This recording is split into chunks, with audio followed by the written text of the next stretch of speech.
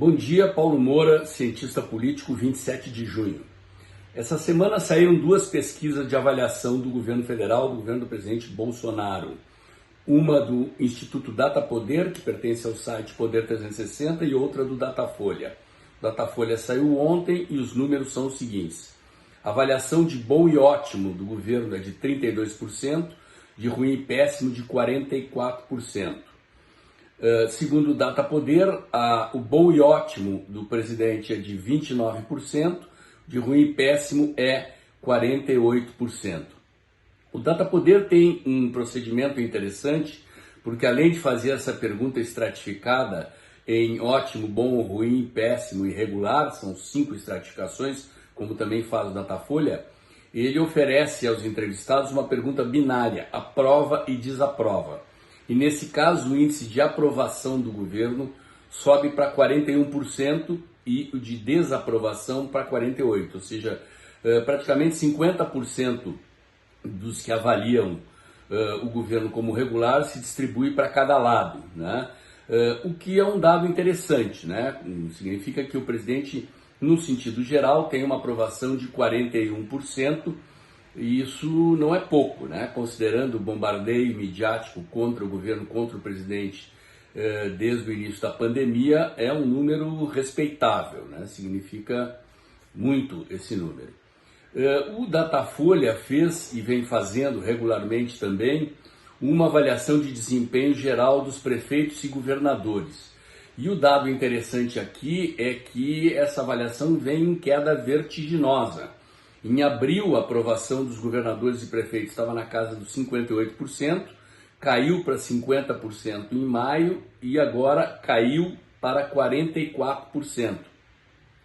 O interessante desse número, né, se confirmar essa tendência de queda, é a indicação de que há um desgaste dos governadores e dos prefeitos com as medidas de fechamento da economia e uma certa estafa da população com relação a essa questão da pandemia. Por que esse dado é importante? Porque ele sugere que a aposta do presidente Bolsonaro talvez possa se confirmar. O presidente apostou que as vítimas do fechamento da economia seriam em número muito maior do que as vítimas da pandemia, e desde o início dessa crise ele apostou numa retórica de salvação das empresas e dos empregos. Então, à medida em que a pandemia vai passando e a crise econômica vai permanecendo, a tendência, pela lógica, né, seria de que os eleitores passem a dar razão ao presidente. E isso sugere uma possibilidade de que a popularidade do governo venha a aumentar. É importante também ressaltar que essas duas pesquisas acontecem já com um certo tempo de andamento dos últimos fatos políticos, né? A aproximação do presidente com o Centrão e a prisão do Queiroz, né? Pelo menos até o momento, os índices do presidente não se alteraram. Na minha técnica de análise aqui, eu presto menos atenção nos números absolutos, né? Mas, considerando margem de erro, os institutos praticamente convergem para um índice de ótimo e bom do presidente em torno de 27% a 32%. Vamos arredondar para 30%, né?